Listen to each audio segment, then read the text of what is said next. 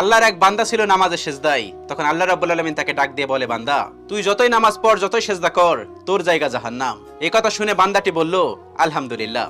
আল্লাহ তখন বলে, এই বান্দা, জাহান্নামের কথা শুনে কেউ আলহামদুলিল্লাহ কয়? বান্দা তখন বলে, আল্লাহ, জাহান্নামের মালিকও তুমি, জান্নাতের মালিকও তুমি। তুমি আল্লাহ খুশি হয়ে যদি আমাকে জাহান্নামও দাও, তাও আমার আপত্তি করার কোনো অধিকার নেই। আল্লাহ তখন বলেন, বান্দা, জাহান্নামে গেলে তুই পুড়ে যাবি, তোর খুব কষ্ট হবে। বান্দা তখন বলতেছে, আল্লাহ, কষ্ট শুধু আমার হবে না, তোমারও হবে। আল্লাহ তখন বলতেছে, বান্দা, তুই পুড়বি জাহান্নামের আগুনে, আমার কষ্ট হবে কেন? বান্দা তখন বলে, আল্লাহ, কোনো মায়ের কোল থেকে যদি কোনো বাচ্চা পানিতে পড়ে যায়, তাহলে কোনো মাই দূরে দাঁড়িয়ে থাকতে পারে না, দৌড়ে গিয়ে বাচ্চাকে কোলে নেয়। আমার বিশ্বাস ওই মায়ের চেয়ে কোটি কোটি গুণ দয়া তোমার বেশি। আমাকে জাহান্নাম দিলে তুমিও আল্লাহ শান্তি পাবে না। আল্লাহ তখন বলে, বান্দা, এই দলিল তুই কই পাইলি?